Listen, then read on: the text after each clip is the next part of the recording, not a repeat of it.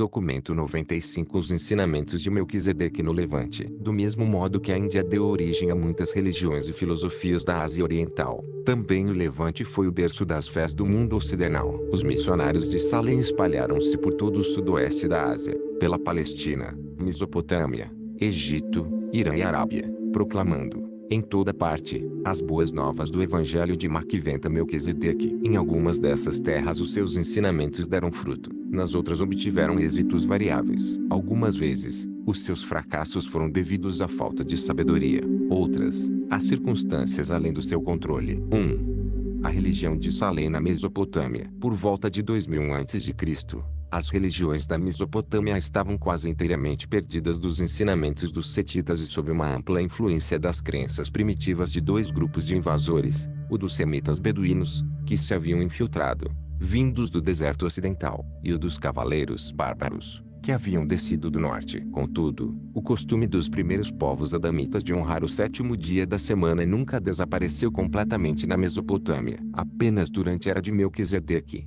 o sétimo dia era considerado o pior para a má sorte, e, sendo dominado pelos tabus, era fora da lei sair em uma viagem, cozinhar ou fazer uma fogueira. Nesse funesto sétimo dia, os judeus levaram para a Palestina muitos dos tabus da Mesopotâmia, que eles haviam encontrado na Babilônia, sobre a observância do sétimo dia, o Sabatum, ou Sabá. Embora os educadores de Salem hajam feito muito para refinar e para elevar as religiões da Mesopotâmia, eles não tiveram êxito em levar os vários povos ao reconhecimento permanente do Deus único. Esse ensinamento ganhou ascendência por mais de 150 anos, e então, gradualmente, cedeu lugar à crença mais antiga em uma multiplicidade de deidades. Os educadores de Salem reduziram, em muito, o número de deuses da Mesopotâmia, reduzindo, ao mesmo tempo, as deidades principais a 7, Bel, Shamash, Nabu, Anu, e Marduk-Sim. No auge do novo ensinamento, eles haviam exaltado 3 desses deuses em supremacia sobre todos os outros: a tríade da Babilônia,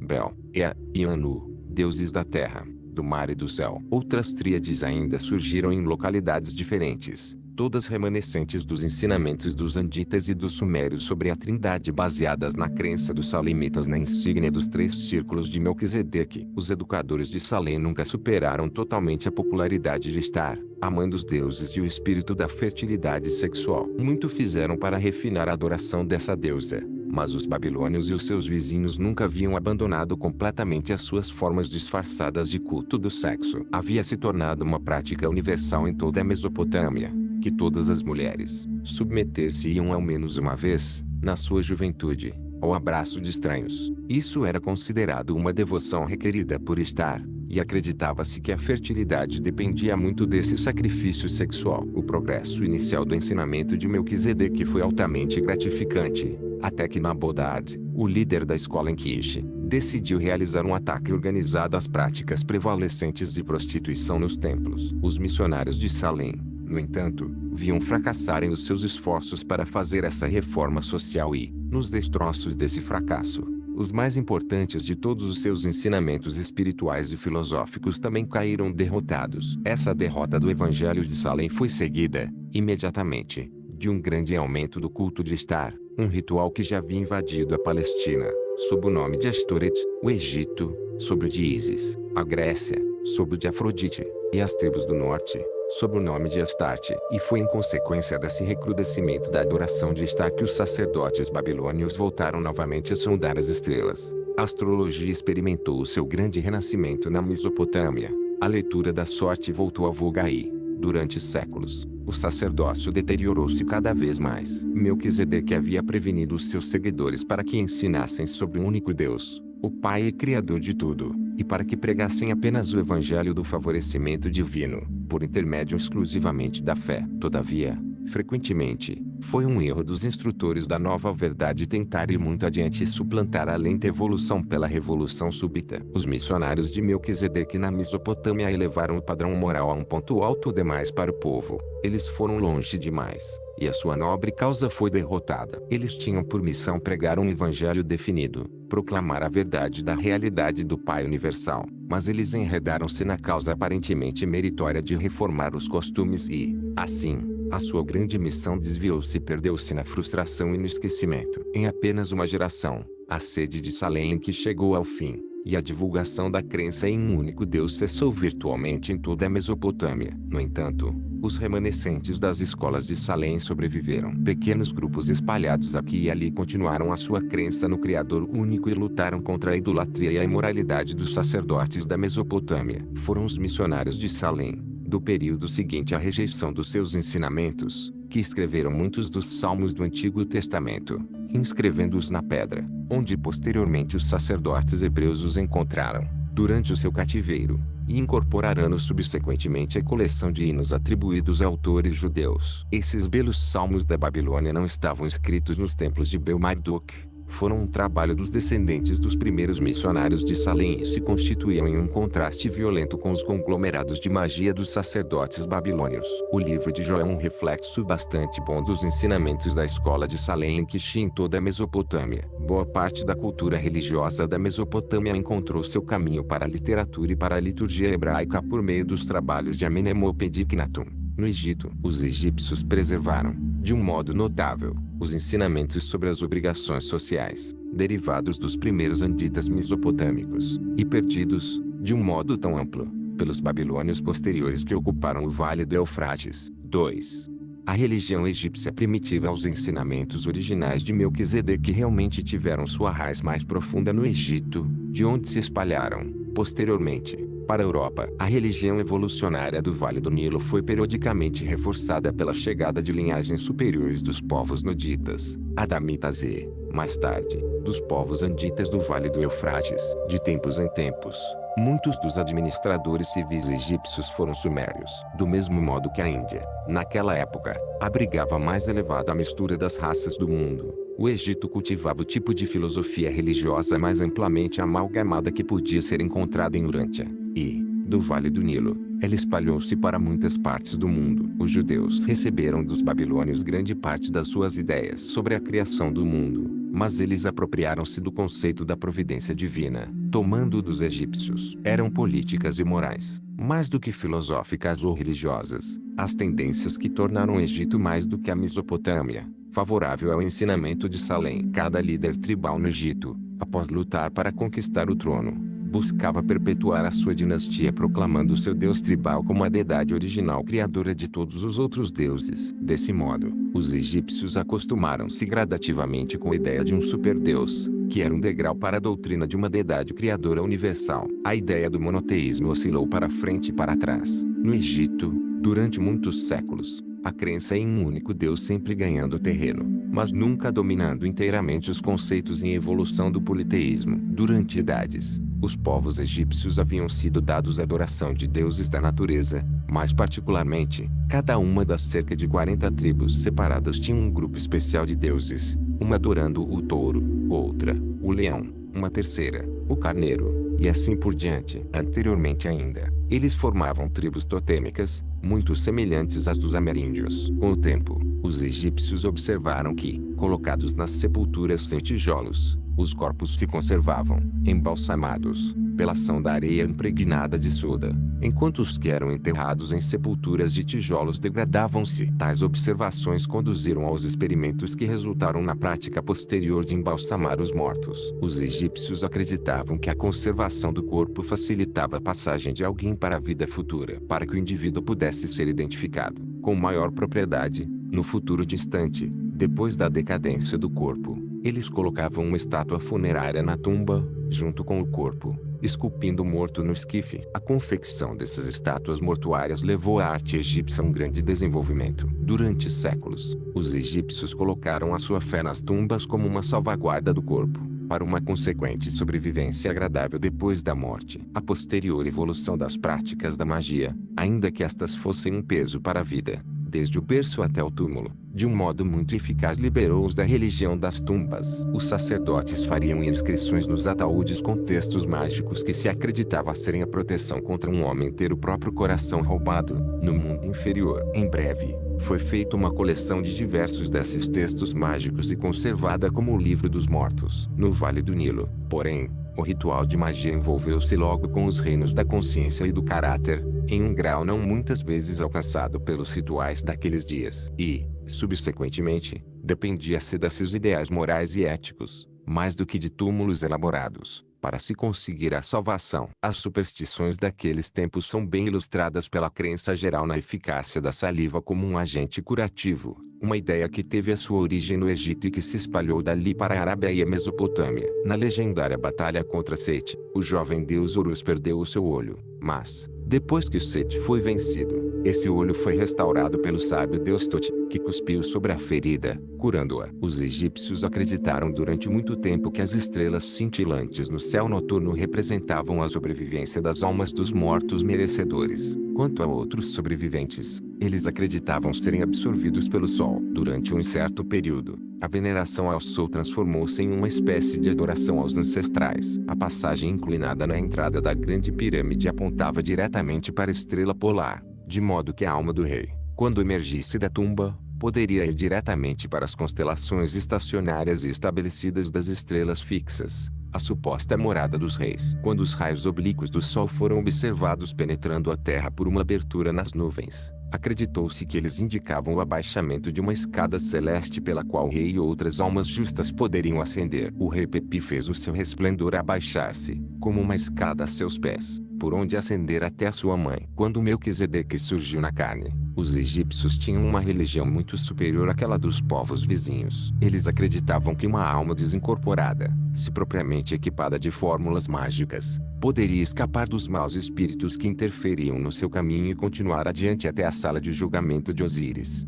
onde, se inocente de assassinato, roubo, falsidade, adultério, furto e egoísmo, ela seria admitida aos reinos da bênção. Se essa alma fosse pesada nas balanças e se estivesse em débito, seria consignada ao inferno, a devoradora. E este era, relativamente, um conceito avançado de uma vida futura, em comparação com as crenças de muitos dos povos vizinhos. O conceito de julgamento, no lado de lá, para os pecados da vida de um indivíduo na carne e na terra, foi levado do Egito para a teologia hebraica. A palavra julgamento aparece apenas uma vez em todo o livro dos Salmos hebreu, e esse salmo em particular foi escrito por um egípcio. 3.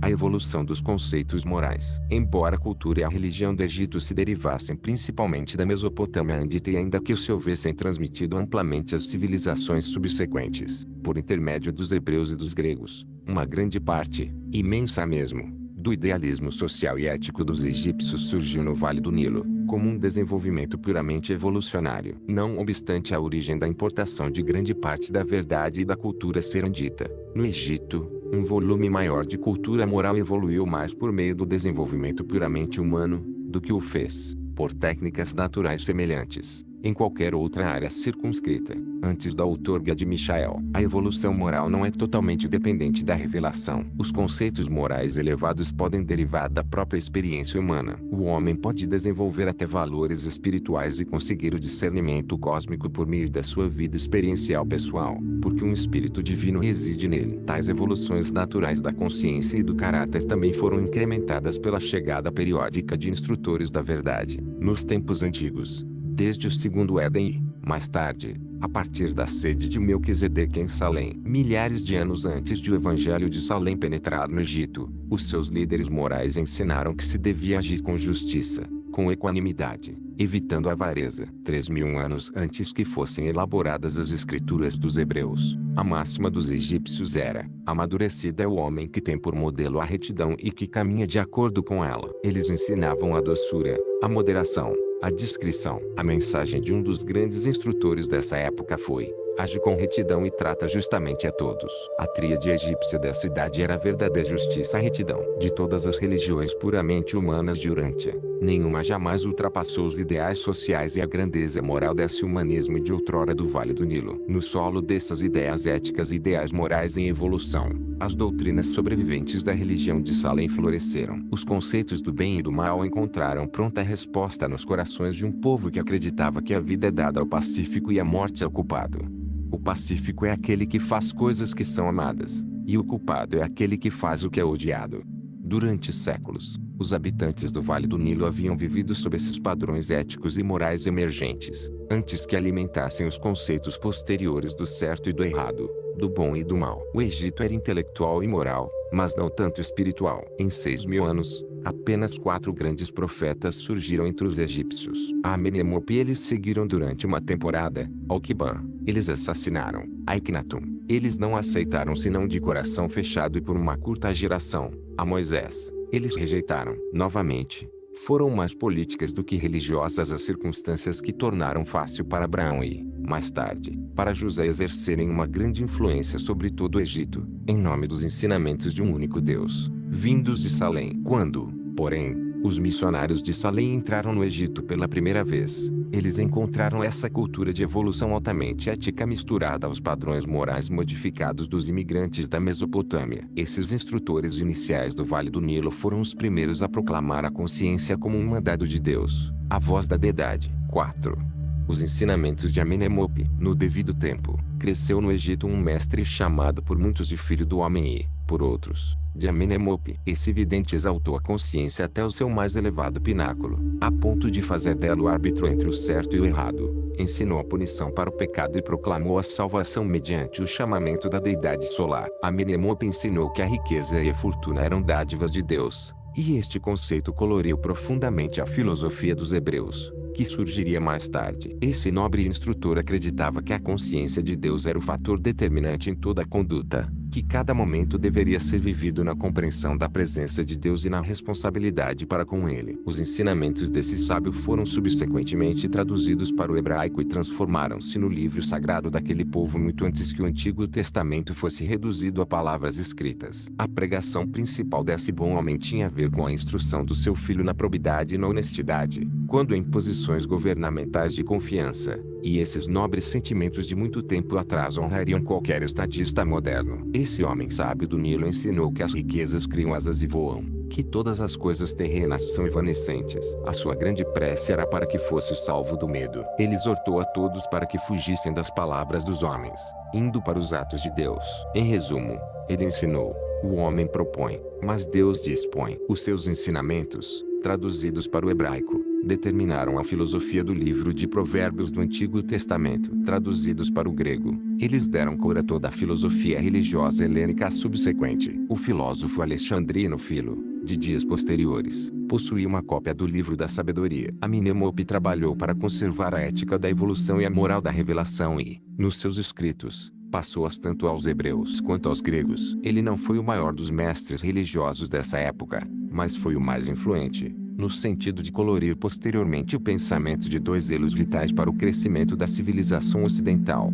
os hebreus, entre os quais a fé religiosa ocidental desenvolveu-se até o seu apogeu, e os gregos, que desenvolveram o pensamento filosófico puro, que atingiu seu mais alto ápice na Europa. No livro dos Provérbios hebreu, os capítulos 15, 17, 20 e, ainda, o capítulo 22, do versículo 17, até o capítulo 24, versículo 22, são trazidos, quase palavra por palavra do livro da sabedoria de Amenemope. O primeiro salmo do livro dos Salmos hebreu foi escrito por Amenemope e é o âmago dos ensinamentos de Iknatum. 5.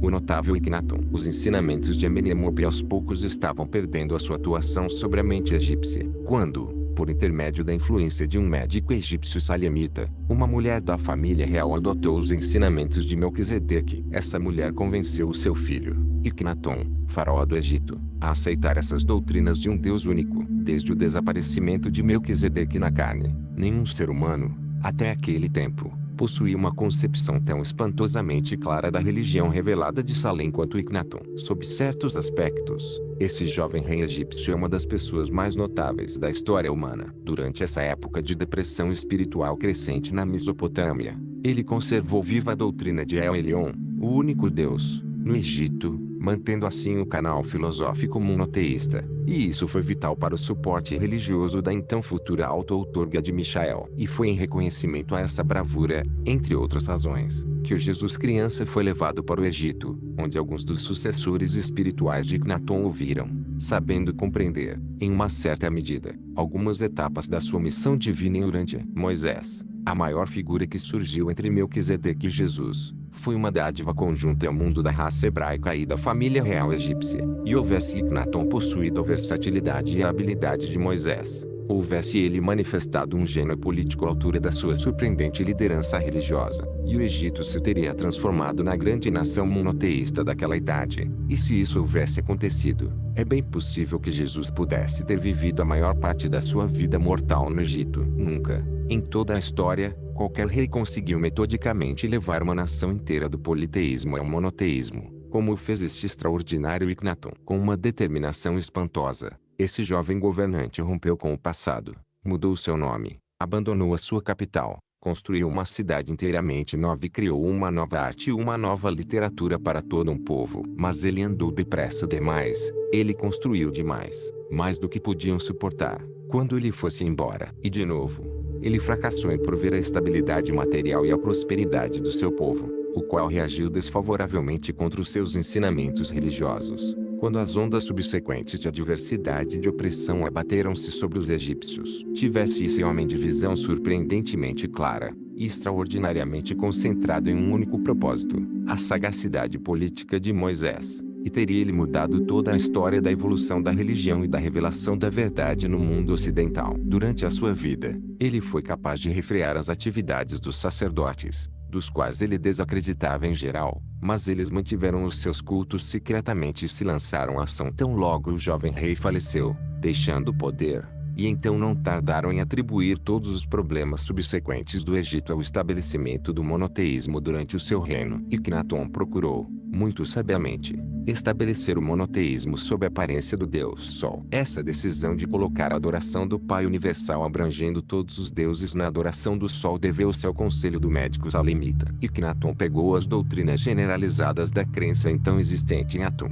a respeito da paternidade e da maternidade da deidade, e criou uma religião que reconhecia uma relação íntima de adoração entre o homem e Deus. Ecnaton era sábio o suficiente para manter a adoração exterior de Atum, o Deus Sol, enquanto conduzia os súditos à adoração disfarçada do único Deus, Criador de Atum e Pai Supremo de todos. Esse jovem instrutor rei foi um escritor prolífico, sendo autor da exposição intitulada O Único Deus, um livro de 31 capítulos, que os sacerdotes, quando voltaram ao poder, destruíram totalmente. Ecnaton também escreveu 137 hinos, 12 dos quais estão agora preservados no livro dos Salmos do Antigo Testamento, de autoria acreditada aos hebreus. A suprema palavra da religião de Ecnaton, na vida diária, era retidão, e ele expandiu rapidamente o conceito do reto proceder, de modo a abranger tanto a ética internacional quanto a ética nacional. Essa foi uma geração de uma piedade pessoal surpreendente e foi caracterizada por uma genuína aspiração, entre os homens e as mulheres mais inteligentes, de encontrar Deus e de conhecê-lo. Naqueles dias, a posição social e a riqueza não davam ao egípcio quaisquer vantagens aos olhos da lei. A vida da família no Egito muito fez para preservar e aumentar a cultura moral e foi inspiração para a magnífica vida familiar posterior dos judeus na Palestina. A fraqueza fatal da pregação de Ecnaton foi a sua maior verdade. O ensinamento de que Atum era não apenas o criador do Egito, mas também no mundo inteiro, dos homens e das bestas, e de todas as terras estrangeiras, mesmo da Síria e do Cuxi, além da terra do Egito. Ele coloca todos nos seus lugares e provê a todos segundo as suas necessidades. Esses conceitos da deidade eram superiores e elevados, mas não eram nacionalistas. Tais sentimentos de internacionalidade na religião fracassaram em aumentar o moral do exército egípcio no campo de batalha, mas deram aos sacerdotes armas eficientes para serem usadas contra o jovem rei e a sua nova religião. Ele tinha um conceito da deidade muito mais elevado do que o dos hebreus posteriores, mas era por demais avançado para servir aos propósitos do edificador de uma nação. Embora o ideal monoteísta tenha sofrido com o desaparecimento de Ecnaton, a ideia de um Deus único perdurou nas mentes de muitos grupos. O genro de Ecnaton voltou, junto com os sacerdotes, à adoração dos velhos deuses, e mudou seu nome para Tutancâmon. A capital voltou para Tebas, e os sacerdotes enriqueceram com a terra, ganhando finalmente a posse de um sétimo de todo o Egito, e pouco depois, um deles, dessa mesma ordem de sacerdotes, ousou tomar a coroa. Todavia, os sacerdotes não puderam vencer totalmente a onda monoteísta. Cada vez mais eles foram compelidos a combinar e a escrever hífens nos nomes compostos dos seus deuses, e cada vez mais a família dos deuses diminuía. Ecnaton havia associado o disco em chamas dos seus ao Deus Criador, e essa ideia continuou a inflamar-se nos corações dos homens, e mesmo nos dos sacerdotes, muito tempo depois do passamento do jovem reformador. Nunca o conceito do monoteísmo morreu nos corações dos homens, no Egito e no mundo. Ele persistiu,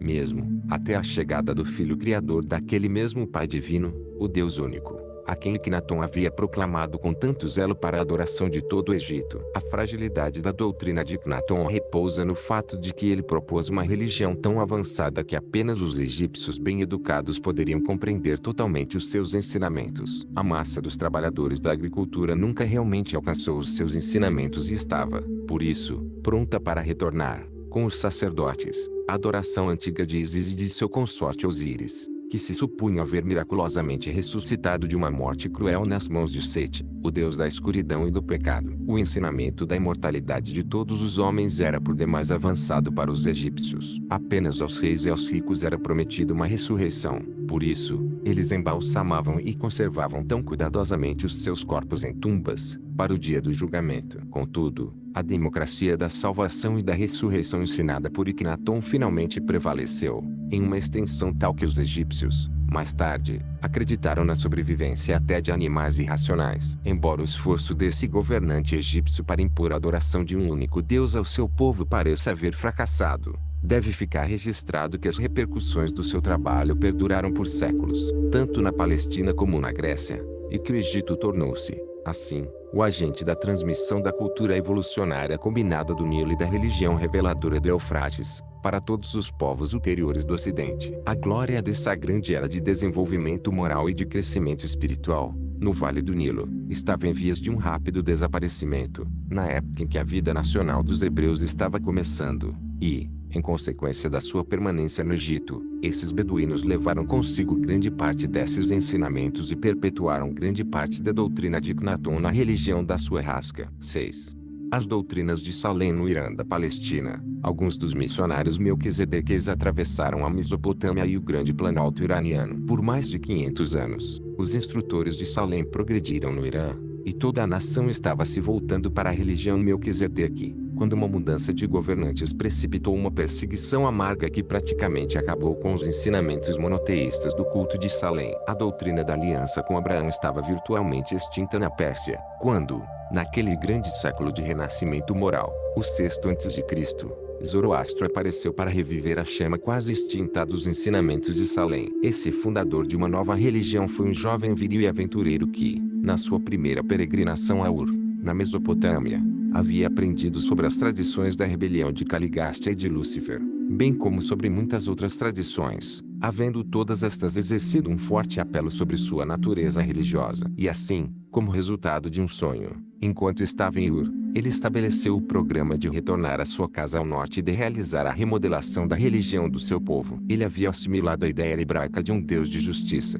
o conceito mosaico da divindade. A ideia de um Deus supremo estava clara na sua mente e ele rebaixou todos os outros deuses à categoria de diabos, alinhando-os nas fileiras dos demônios dos quais ele havia ouvido falar na Mesopotâmia. Ele havia aprendido sobre a história dos 7 espíritos mestres, pois esta tradição ainda pairava em Ur, e, desse modo, ele criou uma galáxia de 7 deuses supremos, com a Ura mais da frente. A esses deuses subordinados, ele associou a idealização da lei da retidão, do bom pensamento, do nobre governo, do santo caráter, da saúde e da imortalidade. E essa nova religião era de ação, de trabalho, não de preces e de rituais. O seu Deus era um ser de suprema sabedoria e o patrono da civilização. Era uma filosofia religiosa militante que ousava enfrentar o mal, a inação e o atraso. Zoroastro não ensinou a adoração do fogo, mas procurou utilizar a chama como um símbolo do espírito puro e sábio da dominação universal e suprema. É bem verdade que os seus seguidores,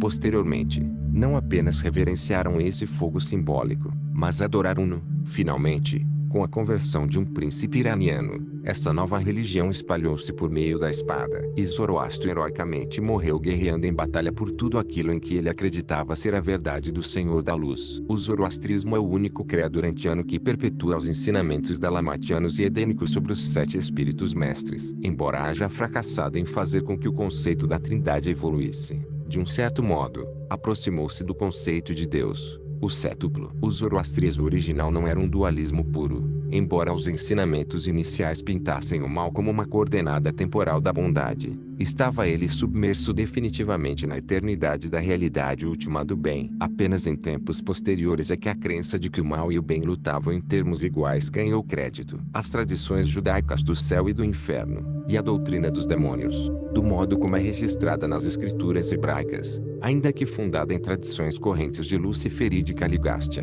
derivaram principalmente dos zoroastrianos. Durante os tempos em que os judeus estavam sob o domínio político e cultural dos persas, Zoroastro, como os egípcios, ensinou sobre o dia do julgamento. No entanto, ele ligava esse evento ao fim do mundo. Mesmo a religião que sucedeu ao zoroastrismo na Pérsia foi influenciada por ele de um modo marcante. Quando os sacerdotes iranianos tentaram derrubar os ensinamentos de Zoroastro, eles fizeram por ressuscitar a antiga adoração de Mitra. E o mitraísmo espalhou-se por todo o Levante e pelas regiões mediterrâneas, sendo, por algum tempo, uma contemporâneo tanto do judaísmo quanto do cristianismo. Os ensinamentos de Zoroastro, assim, chegaram a imprimir a sua influência sucessivamente sobre três grandes religiões: o judaísmo, o cristianismo e, por meio destes, o maometismo. No entanto, há uma grande distância entre os ensinamentos elevados e os salmos nobres de Zoroastro e o desvirtuamento moderno do seu ensinamento, feitas pelos persas, com o seu grande medo dos mortos,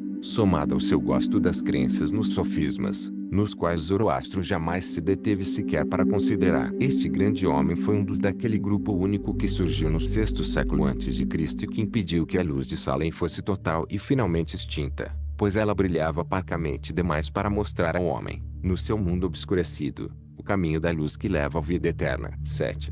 Os ensinamentos de Salem na Arábia. Os ensinamentos de Melquisedeque, de um único Deus, estabeleceram-se no deserto da Arábia, em uma data relativamente recente. Na Grécia como na Arábia, os missionários de Salem fracassaram por causa da sua má compreensão das instruções de Maquiventa a respeito de um excesso de organização. Contudo, não foram impedidos, do mesmo modo, pela interpretação que fizeram da sua admoestação contra os esforços de expandir os ensinamentos por meio da força militar ou por obrigação imposta pelo governo civil. Nem mesmo na China ou em Roma os ensinamentos de Melquisedeque fracassaram mais completamente do que nessa região desértica tão próxima de Salem. Muito depois que a maioria dos povos do Oriente e do Ocidente havia se transformado respectivamente em budistas e cristãos, o deserto da Arábia continuava como estivera por milhares de anos. Cada tribo adorava os seus antigos fetiches, e muitas famílias separadamente tinham os seus próprios deuses domésticos. Por muito tempo, a luta continuou entre a Ishtar babilônica, o Yahvé hebreu, o Ahura iraniano e o Pai do Senhor Jesus Cristo dos cristãos. Nunca um desses conceitos foi capaz de desalojar totalmente os outros. Aqui e acolá, em toda a Arábia, havia famílias e clãs que se tinham a vaga ideia de um único Deus. Esses grupos prezavam muito as tradições de Melquisedeque, de Abraão, de Moisés e de Zoroastro. Havia numerosos centros que poderiam sensibilizar-se com o Evangelho de Jesus, mas os missionários cristãos das terras do deserto eram grupos austeros e inflexíveis demais, ao contrário dos missionários inovadores que funcionavam nos países do Mediterrâneo e que aceitavam mais facilmente as concessões. Se os seguidores de Jesus tivessem levado mais a sério a exortação feita por ele, ide a todo mundo e pregai o Evangelho, e tivessem eles sido mais afáveis naquelas pregações, menos restritivos nas exigências sociais paralelas inventadas por eles próprios, e, então, muitas terras teriam recebido com entusiasmo e alegria o evangelho simples do filho do carpinteiro, e a Arábia estaria entre elas. A despeito do fato de que os grandes monoteísmos do Levante tivessem falhado em deixar raízes na Arábia, essa terra desértica foi capaz de produzir uma fé que, apesar de menos exigente nos seus quesitos sociais, era, contudo, monoteísta. Havia apenas um fator de natureza tribal, racial ou nacional nas crenças primitivas e desorganizadas do deserto, e que foi o respeito peculiar e geral que quase todas as tribos árabes gostavam de prestar ao fetiche de uma certa pedra negra, em um certo templo, em Meca. Esse ponto comum de contato e de reverência, subsequentemente, levou ao estabelecimento da religião islâmica. O que Yahvé, o espírito do vulcão, era para os semitas judeus, a pedra de Kaaba tornou-se para os seus primos árabes. A força do Islã tem sido a sua apresentação clara e bem definida de Alá como a sua e a única deidade. A sua fraqueza é o uso da força militar para sua difusão e promulgação, junto com a degradação da mulher. Mas essa fé tem sido fiel à sua apresentação de uma única deidade universal entre todas, aquele que conhece o invisível e o visível, Ele que é o misericordioso e cheio de compaixão. Verdadeiramente Deus é generoso e abundante na sua bondade para com todos os homens. E, quando estou doente, é Ele que me cura. Pois, quando 3 homens falam juntos, Deus está presente como um quarto, pois não é Ele o primeiro e o último, e também o aparente e o oculto, apresentado por um Melquisedeque de Nebadon.